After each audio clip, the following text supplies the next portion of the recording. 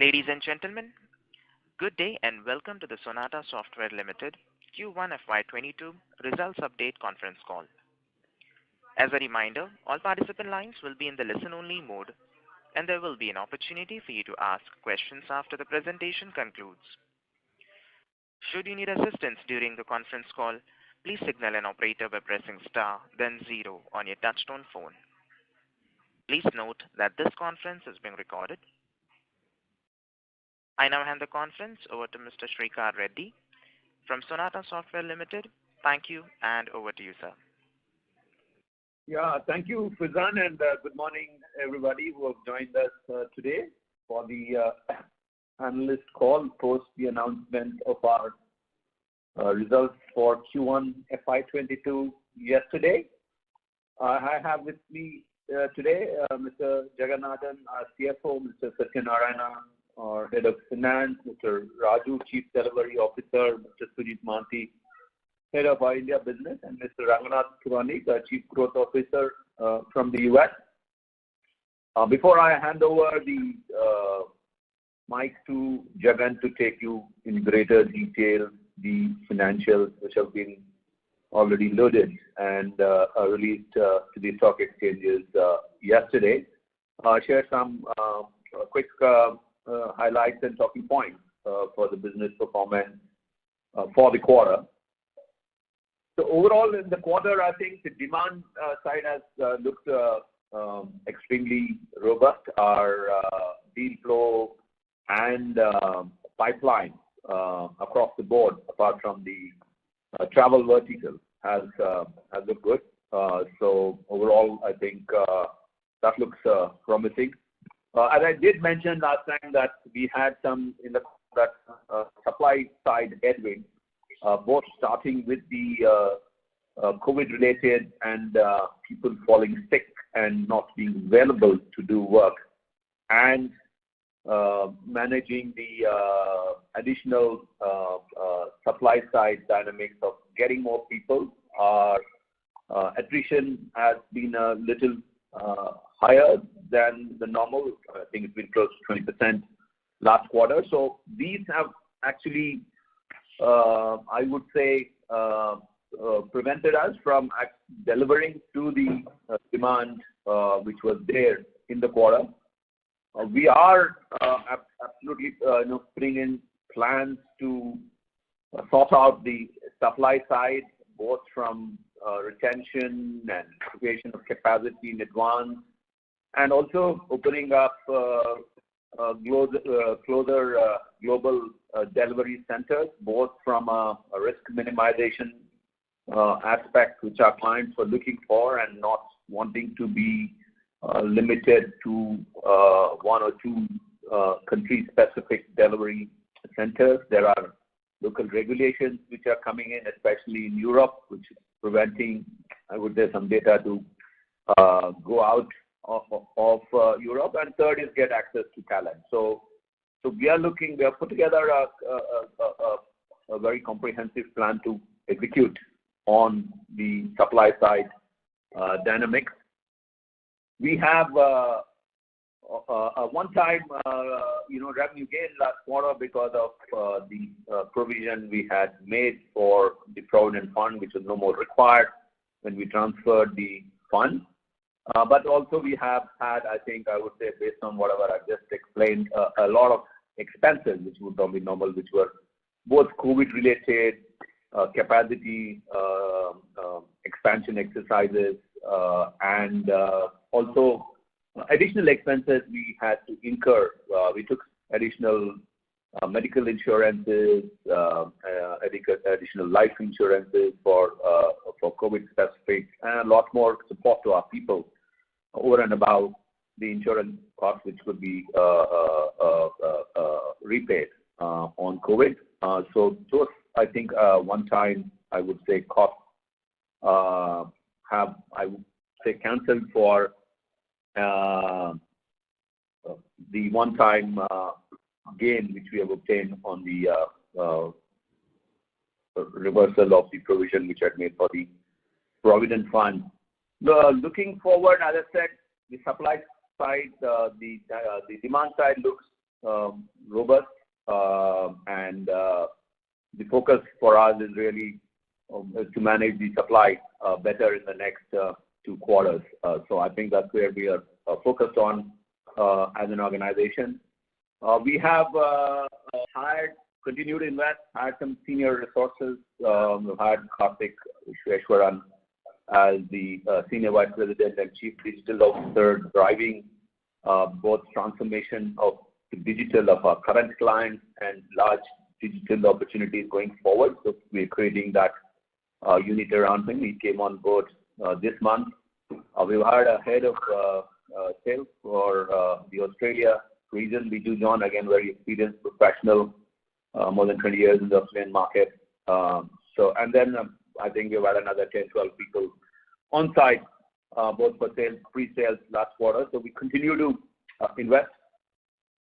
The other, I think, interesting aspect which we announced last week is the acquisition of Concall Software Services based out of San Jose in the US with a delivery center in Chennai. That's a very qualitative level. One is it's a very robust business, solid set of clients. The management team is very experienced and veteran of the industry, and having set up and run from the late 80s, early 90s, these kind of operations. So very solid management team. Gets us access into new industry vertical, mainly on the healthcare provider and the logistics, and an access to a new delivery center in Chennai. I think overall, I think on a full quarter basis, that should be adding about $3 million to the revenue on a full quarter basis, maybe about 500K of EBITDA to the bottom line as we go forward. The GBW business, the CX business, as I said last time, looks extremely promising. Obviously, there are impacted by the opening and closure of markets in different parts of the world. And they've had, I think, last quarter focus on, I think, ramping up capacity to serve the new clients they have acquired. So there was also an impact on their margins last quarter. So overall, and our India business looks extremely promising, continues to grow. The cloud business starts to grow. The annuity business is growing. And the new lines of alliances that we talked about, like Amazon, Google, and the SI business continue to show promise. So that looks extremely robust and should continue its growth trend. So as a net, I would say as a summary, I think the demand side looks good. We are all focused in the next few quarters on ensuring that we have a good, solid supply side and robust engine operational, and that's what we are focused on. So that's, I would say, in a nutshell, a summary of the performance for the quarter and where we are, and some of the highlights for the quarter. I'll hand it over to Jagan to take you through the detailed financials, and then have any answers to any questions you may have. Thank you all again very much. Thank you, Srikhar.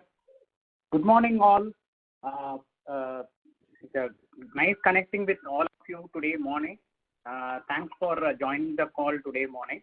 I will now take you through the brief financial performance for the quarter for our business. Then Srikhar will, after that, the questions will start for that. The consolidated financial performance for the quarter, we had a revenue CQGR growth of 5.2% and EBITDA CQGR growth of 3.7% and PAT CQGR of 3.5%.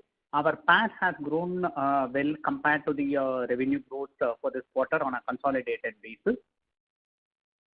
The international services, the revenue growth revenue growth CQGR was 1.8%, and in dollar terms it was 1.5%, and in constant currency it was about 1%.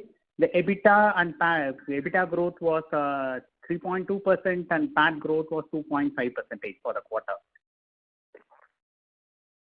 The domestic business, The revenue growth was 6.6%.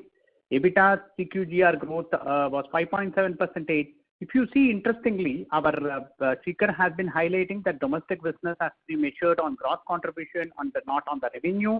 Our gross contribution has grown by 3.8% CQGR for this quarter. Our PAT has grown on a healthy 6.8% quarter on quarter. The financial summary, this is uploaded also. We will cover this when we have broadly highlighted the revenue growth. We had the revenue of 323.9 crores in INR terms this quarter, and the domestic business was 946.2 crores this quarter. The EBITDA, the PAT for this quarter has been 86.7 crores compared to 83.1 crores last quarter. The operational performance, US business continued to be at 51% of our total revenue, and Europe is, including UK, is about 25%, and the rest of world remains at 24%. There is no change in this. This quarter, if you see the contribution from ISC industry continue to be at 33%, and the travel vertical continues to be at 10%. Not much of change in this quarter for any of these major verticals other than others. Others is the rest of verticals like utility services, agri-tech, and all those things are there. The common our key verticals have remained at the same level as quarter 4. The revenue competency wise has also been given here. So the strong momentum, strong revenue potential is reflected in that. The high digital services is contributed to the business growth for this quarter also.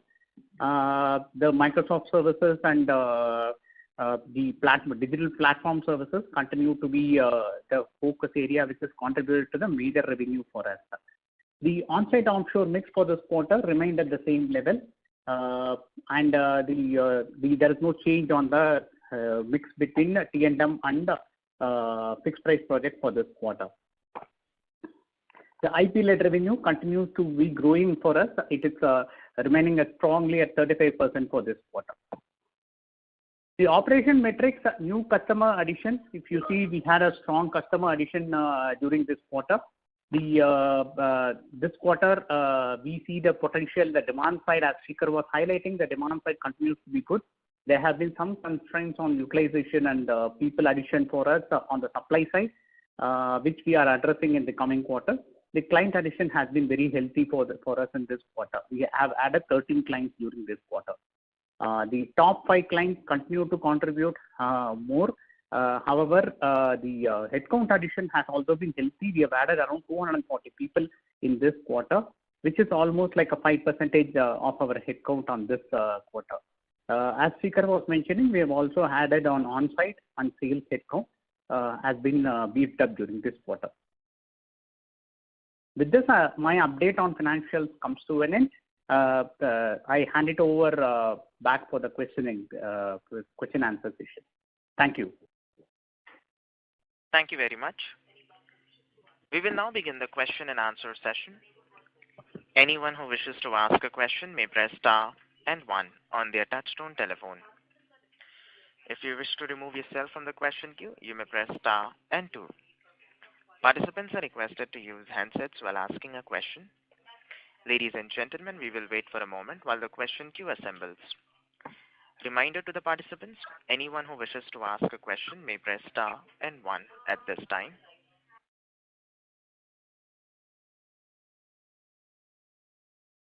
The first question is from the line of Mohit Jain from Anand Rathi. Please go ahead. Hi sir, good morning. First is regarding the top line versus non-top. So there appears to be this big decline in others or from non-top 5 clients, so to say, or maybe non-top 10. So what happened there during the quarter, and what kind of recovery should we expect from 2Q onward? Sorry, I didn't understand. What is the question? See, top 10 and top 5 clients have grown well. Top 5 essentially have done very well. But if you look beyond top 10, there was a big decline in the quarter. The point was, is there something specific that happened in that segment where we saw a big decline for the quarter, or some completion, some client loss, or something of that sort? So that is one regarding this quarter, which is 1Q22. And then what kind of recovery should we expect in IT services from second quarter onwards? Right. I think, yeah, I mean, we have to analyze the individual details of each client and, what happened, whether it was a supply side issue or whether it was some project ending and then we're waiting for the ramp up for the next one to start. So we can give you that detailed analytics. But as I said, for us, the demand side looks extremely robust, and if we manage the supply side well, we should go back to the kind of top line and bottom line growth, even factoring in for additional costs which may come in to get our supply side correct and manage it well. So as we sit here today, I think the growth going forward looks promising based on the deal flow we have currently and actually orders which are booked, which are waiting to be executed, and the supply and the demand pipeline which we are visualizing kind of stuff. So overall, I would say I think we're quite optimistic about getting back to about a 3 or 4% growth quarter on quarter. Okay. And so second was on the IT services segment margin. So in terms of cost increases and utilization has just started coming off a bit. Should we expect that margins structurally will be like a little lower this year, and therefore our historical numbers may not give us the correct picture? Or do you think that this quarter had enough one-off to sort of factor off any potential headwinds? I mean, I would say that the top line and bottom line may have a more linear growth. Earlier, we could have had a little more non-linear growth, but every percentage of top line could have had maybe a 1.1% increase in bottom line kind of stuff. So factoring on all that, even if you have these one-time adjusted for this quarter, but because I think we are going to be doing 2 or 3 or 4 things actually. One is all these global centers we are going to be opening up will add to the initial ramp-up cost. I mean, once they stabilize, they'll start driving the revenues, but there will be initial ramp-up costs as we create a certain capacity in each of these places. The secondly, as I said, we're going to be hiring in advance. I mean, so that we don't get surprised by this kind of stuff going forward and preparing talent rather than waiting for business and then getting talent. So that could add to some kind of cost pressures. So I would, as we sit here today, would look at a more linear relationship between absolute margin growth and absolute revenue growth. So that's what I would forecast as we sit here today. Okay. And sir, something on the acquisition side, like what are the details there in terms of any growth numbers? It appears that you got it at a very good price. So what are the details? That I don't say it loudly. I'm saying, so any details that you can give in terms of growth or margin? So or as I said, see, it's about, I guess, about a $15 million, $14 million annuity business. I think it has an EBITDA of about 15-18%. And it's a very steady business, annuity and so on and so forth. So the growth really comes from 2 or 3 possibilities. One is, what else can we do to these clients? Because these clients could have earlier been restricted by the size of the company to expand and grow into more areas and do more. So that's one possibility. The second possibility is for them now with a bigger balance sheet and a larger company behind them to go for larger deals in their same verticals which they are currently waiting in. So these are the 2 things. We are not seeing any cost to us. That means we'll take any of theirs to our clients. But these are the 2, I guess, big growth drivers to that business. But as I said, the business is a very robust business. So it's a very solid business, a very, very, very experienced management team. Business has been in existence for more than 12, 13 years. They've all, as I said, ran these big operations for companies like Intel and so on and so forth. So overall, it's a very sound management team, very experienced in running this kind of business. And as I said, this access to the whole Chennai now is, I mean, in the current context of supply side will hopefully reduce the pressure on that. So I hope I've shared enough information with you, Mohit. Yeah, so there is no change in working capital or anything of that sort when you acquired that entity. That is pretty much complete. No. They were cash surplus actually. So we returned cash. I mean, so no working capital. No. Okay. And so last on domestic side, this quarter obviously you saw this expansion because of the depressed last quarter as well.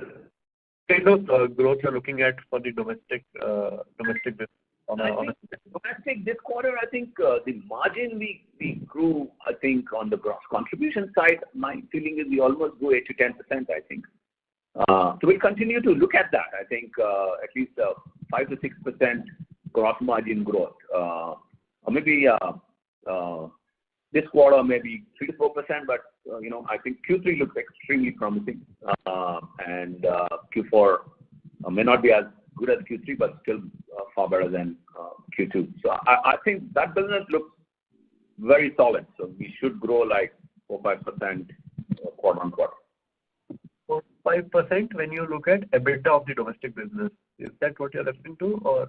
Well, yeah, EBITDA, yeah, absolutely. Absolute EBITDA on a quarter. Right. Okay. Thank you, sir, and all the best. Thank you, Mohit. Thank you. Participants, to ask a question, you may press star and 1. The next question is from the line of Baidik Sarkar from Unifi Capital. Please go ahead. Srikanth, hi, good morning, good quarter. I'm sorry if this is a repetition and I missed this in your opening comments. The sequential growth in our Microsoft services, is sharply below Microsoft's own growth.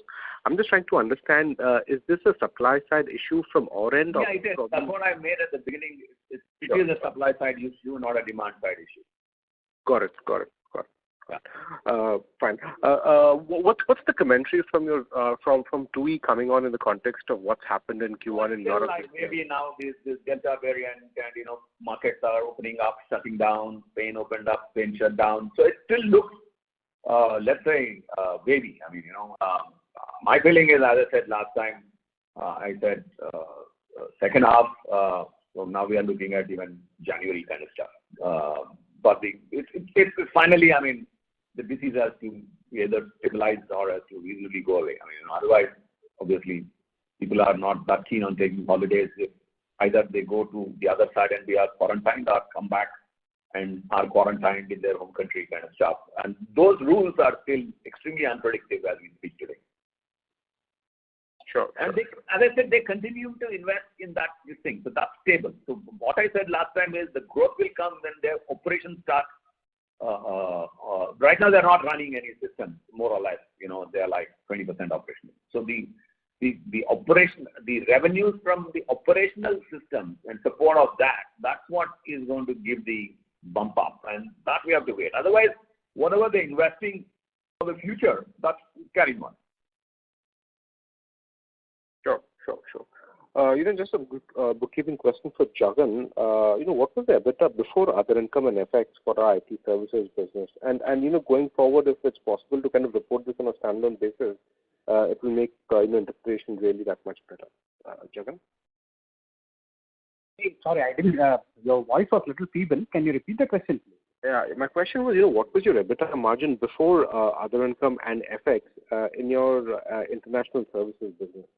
And going forward, I was finding if it was possible to just report that on a standalone basis, pre other income.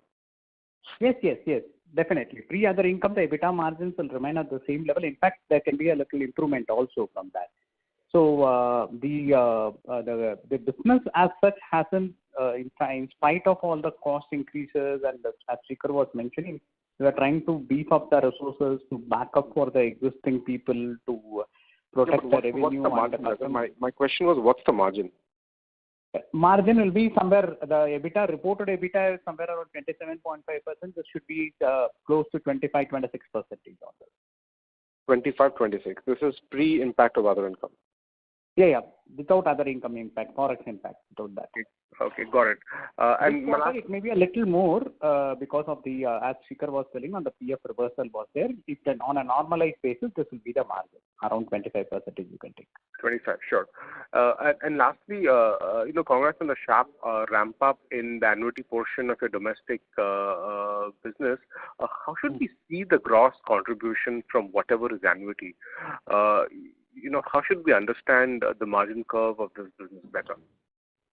Sorry, I didn't get the question. So I'm just trying to understand in terms of the annuity business in your domestic product reselling. What are the gross margins we make on that business? How should we understand the profitability of this better? Yeah. It's safe to assume that it's the same gross margin. Instead of saying that one has got a higher gross margin than the other, it's just that one has more predictability than the other. Sure. And it's fair to assume that, the ramp up in your annuity and the cloud is almost similar in terms of salience. So is the interpretation right that whatever is annuity is necessarily driven by cloud ramp ups and that obviously has a long runway of growth going forward? Yes, at a high level, even earlier the contracts were for 3 years, but now the cloud contracts are a little bit more stickier than a purely a volume licensing contract, when the both were for the long-term kind of thing. So that's a good assumption to make by the way. Okay, and what would our cloud mix be? I'm assuming Azure would be number one. Yeah, Azure would be. Azure is still way above it. The Amazon and Google are just something we started like 6 to 9 months ago. They're like the huge runway businesses. But the Azure and the Azure related cloud would still be significant. All right. Thank you very much. Thank you. The next question is from the line of Prakash Chilam from Marathon Edge. Please go ahead. Hi, thanks for taking my question. Just wanted to understand, if you talk about your domestic business, could you just give us a sense of what contribution does MS Azure reselling do to the business? And what sort of profitability and credit risks do you see in that, given this whole growth wave that we are seeing in the cloud demand in India? Thank you. Okay, I don't know. Sujit, are you on the call? Can you take that question?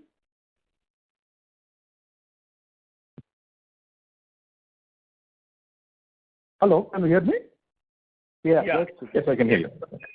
Yeah. If you don't mind, can you just repeat the question again? So in the domestic business, we are seeing a huge shift towards cloud globally and in India. Given that you have a strong relationship with Microsoft, can you just give me a sense of what is the contribution of Microsoft Cloud Azure reselling within your domestic business?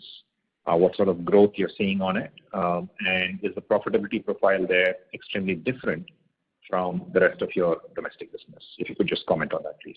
Thank you. Sure, thanks. So in Microsoft business, when with most of the customers, whether it is Microsoft or partners like us, for us, MS Azure business is one of the key drivers.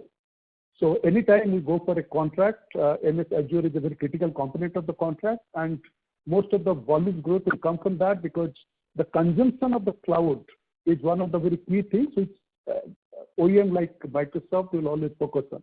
So that will always be a growth driver. Now coming to the profitability, it is there is nothing very specific about this particular product line. In Microsoft, they have 4 business lines. This is one of them. So when you sign a contract, that the overall profitability, there is nothing specific that we have to mention about this particular business line.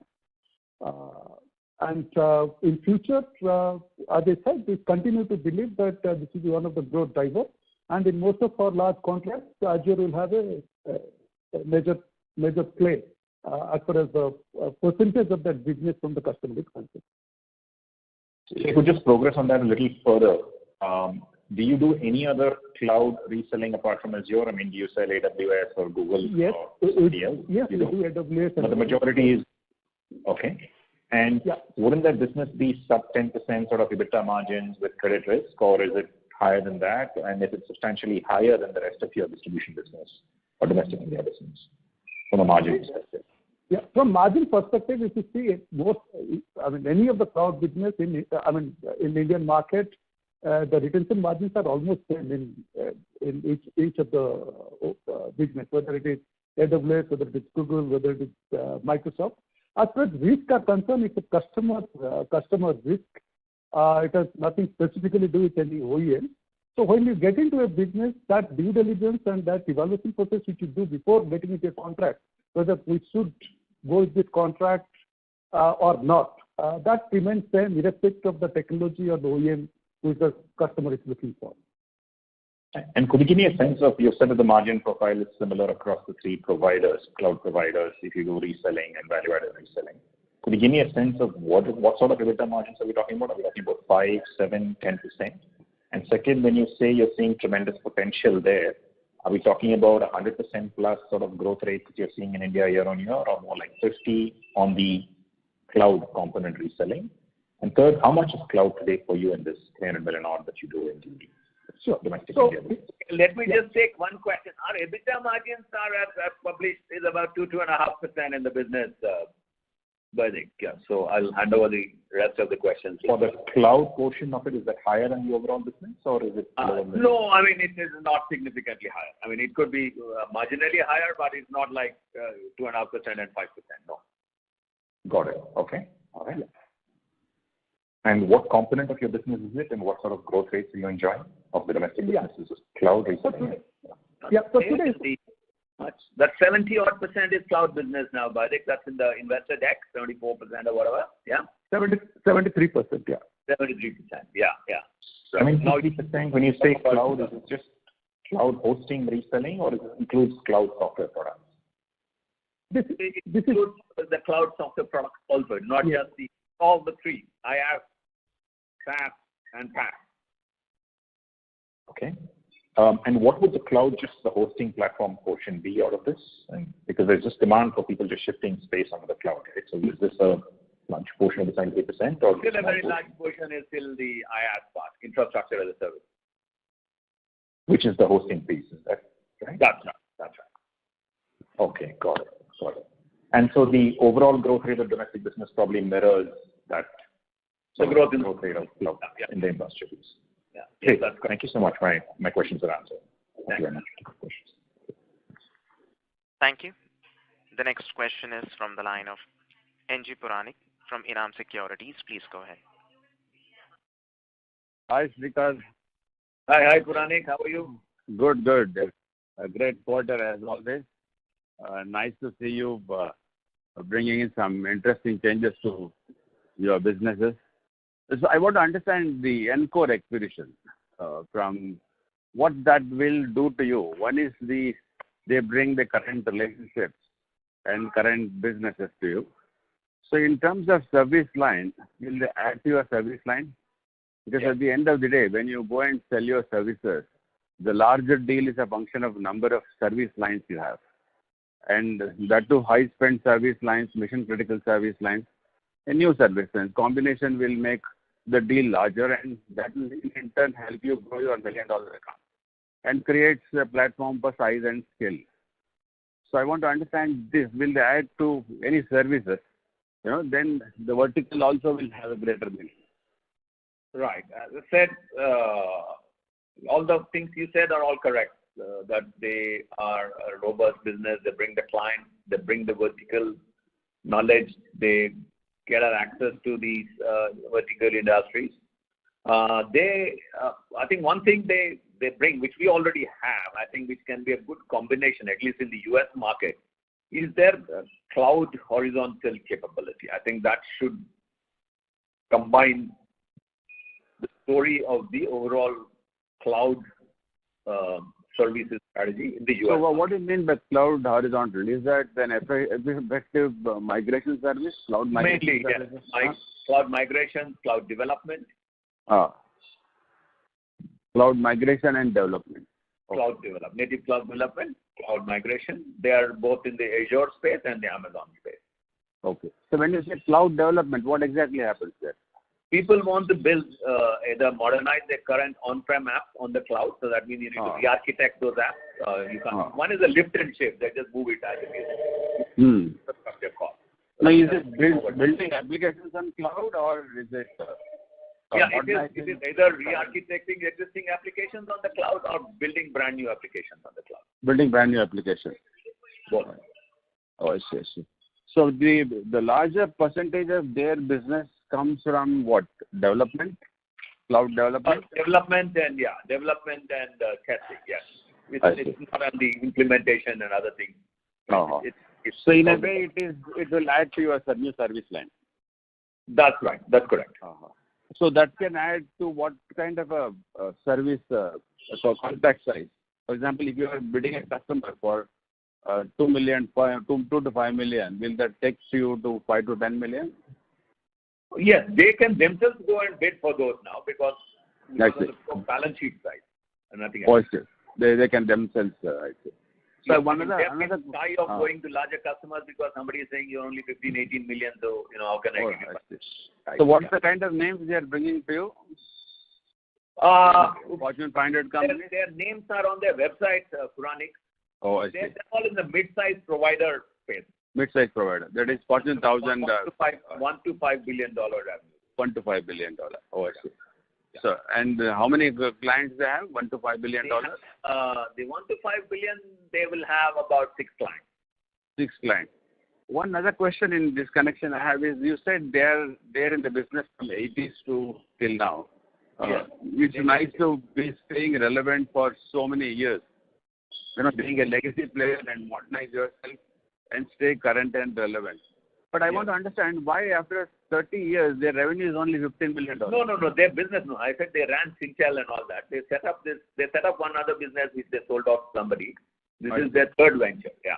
This is third venture. How old is this venture? This venture is 11 years old. 11 years old. Not bad. $15 million. $1 million per year. Yeah.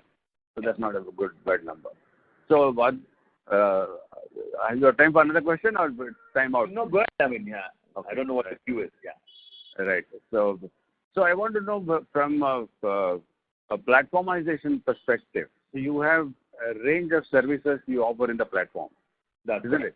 So are they the total platform service or is it components of various services? They are mainly on the custom development of platform service. The one pillar.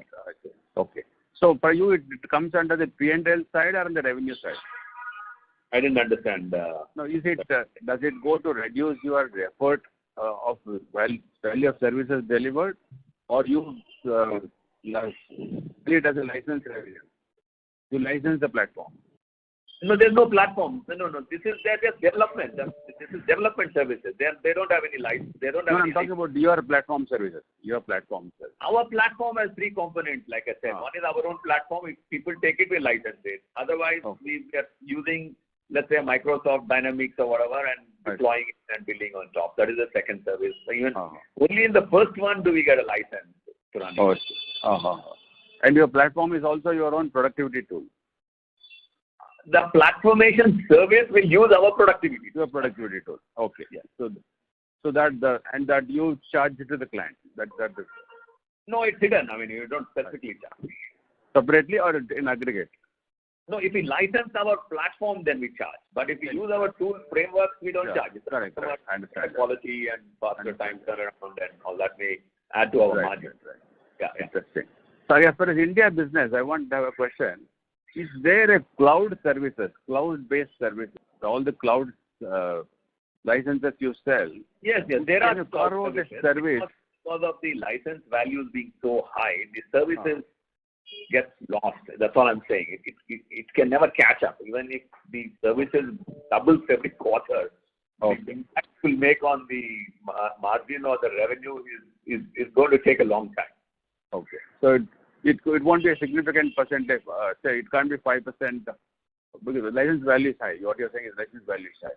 But even if it is 3, 4, 5% of license value, it will add to your bottom line. It won't show up in the margin. That's all I'm trying to say. Right. Thanks, Vikas. Have a great time. Bye. Thank you. Participants, to ask a question, you may press star and 1. The next question is from the line of Vipul Shah from Sumangal Investments. Please go ahead. Hi, sir. I just want some color how you define this platformation service, digital service. Means every company defines it differently. So if you can give some color, it will be very helpful. Platformation service only we can define because it's a trademark item of Sonata. Nobody else can do this. In your slide number 23, you have... I know. So when we say platformation customer, that means the concept of platformation has been sold to the customer. So the customer is bought platformation from us. So when you deliver platformation, then under platformation, either we have to deliver our IP services or we have to deliver digital services. Yeah. So that's why we are showing our platformation client separately and the digital services revenue separately and IP-led services revenue separately. Did I communicate? Still couldn't understand. If you would elaborate it, it will be highly useful, sir. All digital services and IP services need not be platformation services. Clear? Yeah. But all platformation services will definitely be digital services. Okay, sir. Got it. Thank you, sir. All the best. Thank you. Thank you. The next question is from the line of Rajiv Venkatesh, individual investor. Please go ahead. Hi, Srikhar. Good day. I have one question on the business side. If my understanding is right, we onboard the customer for digital platformation services, and I just want to understand what percentage of the customers get converted to data and analytics and other services where we push our products like SaaS and multi-annuity license sales. My assumption here is we are working here with the top of the margins when it comes to our own products. So can you just comment on this particular thing? I didn't get your drift of your question. Maybe one question at a time.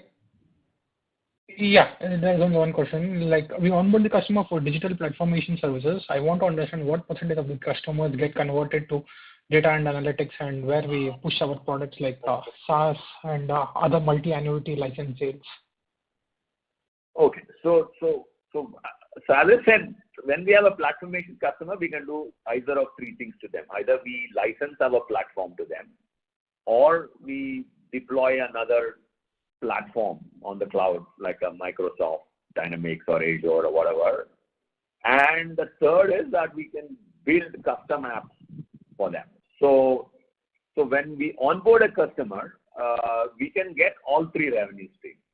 But typically, the biggest revenue streams will come from pillar 2, which is deploying cloud or cloud-based forms for the customer, or developing platform services for the customer, whether it could be data analytics or platform engineering or IoT or whatever it is. So these are the two services which the customer will procure from you. Yeah? Yeah. So when you, what percentage of the customers get converted to these second line verticals where our margins are very high? What do you mean, what percentage of the customer? That's what I'm not understanding. We have, say, around 100 customers. How many of them will move towards the data and analytics and other high-value businesses where our margins are high? So there's no formula to that. It's depending on the client and their needs and which data technology platform they're deploying and whether our service is mature or good enough for that client. So there's no formula here. I mean, that every platformation client will buy data analytics service from us.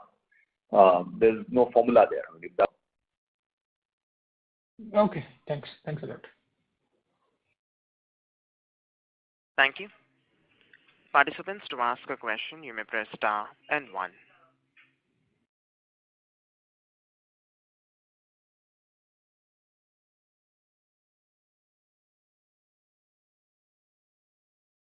Reminder to the participants, anyone who wishes to ask a question may press star and 1. The next question is from the line of Devang Bhatt from ICICI Direct. Please go ahead.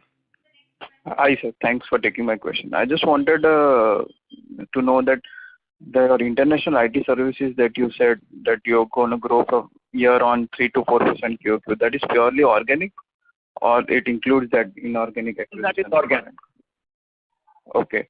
And your domestic business will grow in line with your guide, that 4 to 5% QOQ EBITDA growth? That's correct. Okay, great. Thank you. Thanks, sir. Thank you. Thank you. The next question is from the line of Vinod Makaria from Mohanlal Investments. Please go ahead. Yes, good morning, Srikhar bhai. Good morning. Two questions. One, the hiring part, which I had asked even the last time, that how are we seeing on the hiring side? Because a lot of these big IT companies are hiring, and all sorts of IT companies are hiring software engineers. So can you give some clue about what are you seeing on the hiring side of things?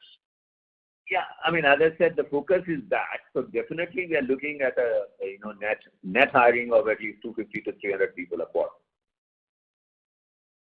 Okay, but are you seeing any trouble in hiring, or you're having to pay more than? So as I said, this model of lateral horizontal hiring will not work. I mean, so we have to anticipate capacity, create capacity in advance. That's the only model which will work. In the meantime, we will all join the race and try to grab the talent which is available at whatever is the price point kind of stuff. But that's not our long-term strategy. That's all I said.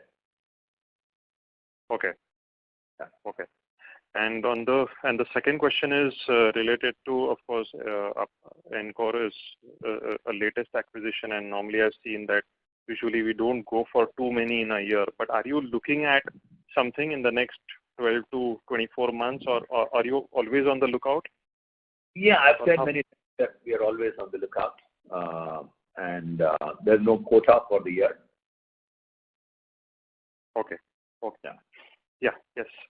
Thank you so much. All the best. Thank you. Thank you. The next question is from the line of Anil Jain from Equipassion Capital. Please go ahead. Yeah, congratulations, Srikhar and team, on good set of numbers.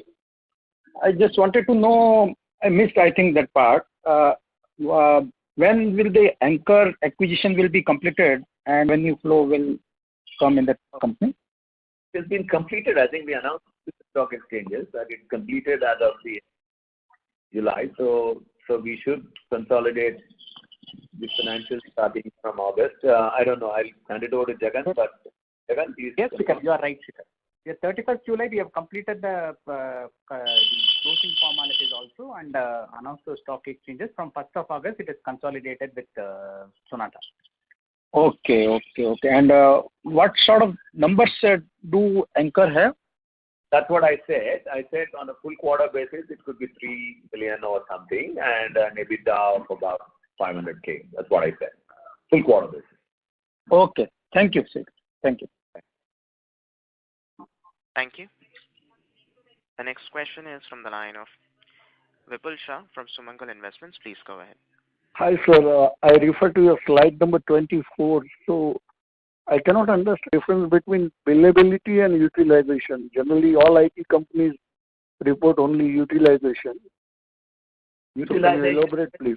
Percentage which are actually working on meaningful work, and out of that, what percentage is being charged to the customer is billability. Okay. Thank you. Thank you. Participants, to ask a question, you may press star and 1. The next question is from the line of Amar Maurya from Alpha Accurate Advisors. Please go ahead. Yeah. Hi, sir. Thanks a lot for the opportunity. Am I audible? Yes, please. Sir, wanted to understand a little bit on the dynamic upgrade. Many times you had indicated that this is a multi-year opportunity, and big enterprises are still looking for the cloud dynamic upgrade. So, in that context, what is our strategy? How we are investing to capture that opportunity, and who are the other SI partners for this? Okay. which are All partners are playing the game, so we are not the only people. Only thing I said is that we have a unique differentiator that because of our automation of this whole modernization thing, which we had done. So we are a differentiator from a tool perspective. So that's what I said was the thing.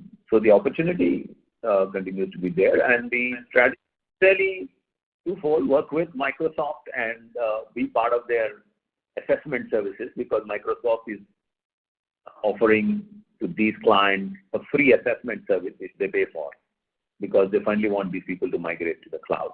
So you should become a member of the club, which then can be taken to the client saying, here is a person who will do this free assessment service for you. After that, you get access to the customer, and then there's already another partner who's already there sometimes. So after that, it's then up to you what you can make out of it. Okay.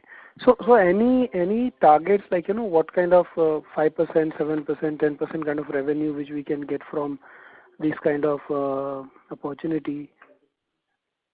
5% of what? Sorry, I didn't understand. So I'm saying any target, like, what kind of revenue we can attract from this whole opportunity? You mean what is the revenue market size or something like that? Yeah. And what kind of, the quantum we can capture into this market size?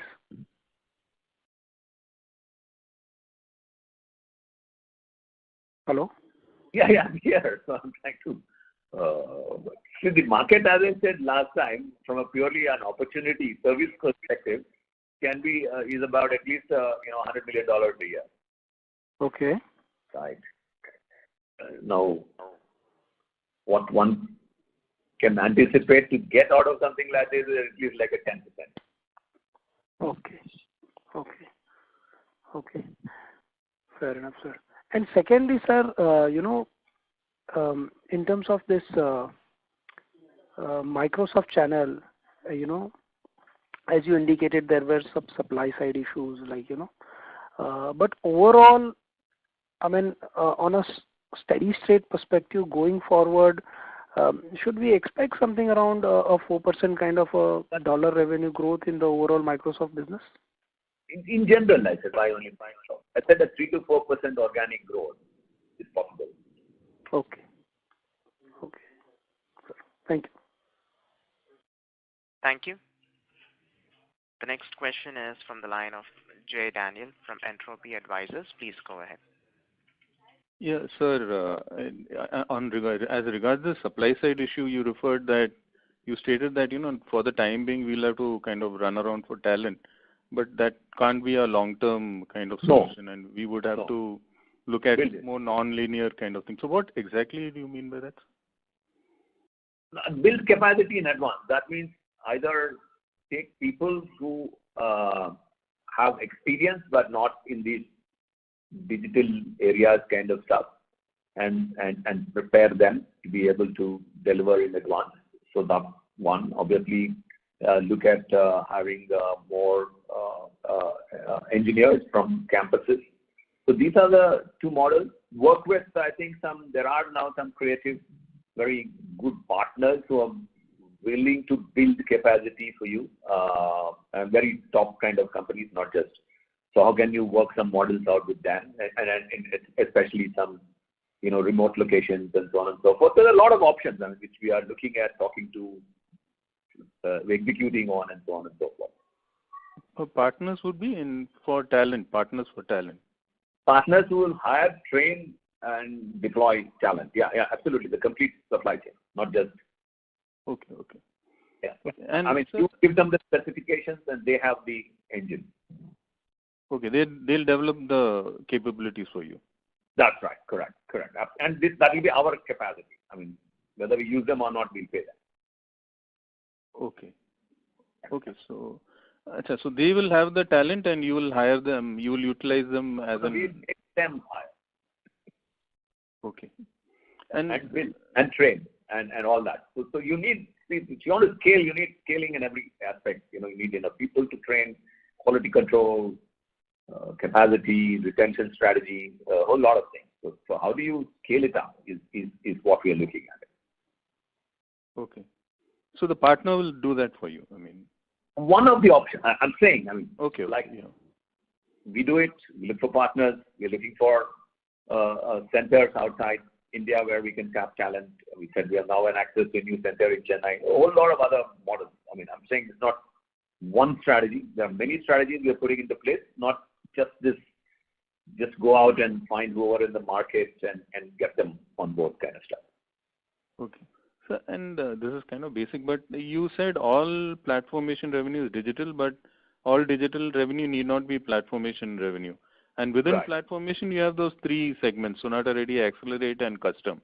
And within that, you said Accelerate contributes the most. Accelerate and Custom. And Custom contributes the most.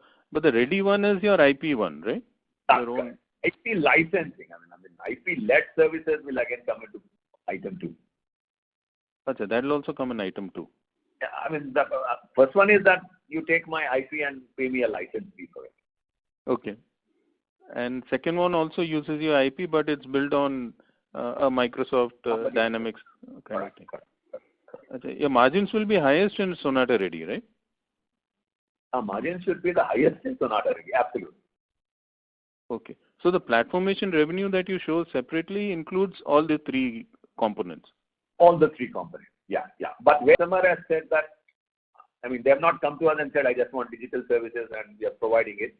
Here are the customers where we have said that here is our platformation concept, we want to implement it for you. They said, okay, this is interesting. You can start wherever in this tree of the supply chain. But yeah, and I like your concept. Please come and implement for me. That's how we are differentiating it. Okay. Broadly differentiating, right? Yeah. Oh, okay. Thank you very much. Thank you. Thank you. As there are no further questions from the participants, I now hand the conference over to Mr. Srikar Reddy for closing comments. Yeah, thank you, Fazan, and thank you all again. As usual, very, very good, interesting, involving conversation. Thanks for all your comments, questions, thoughts. Thanks for joining today, and look forward to meeting you in the next conference. And take care, all of you. Thank you all. Thank you. Thank you all. Thank you all. Thank you. Ladies and gentlemen, on behalf of Sonata Software Limited, that concludes this conference. Thank you for joining us, and you may now disconnect your lines.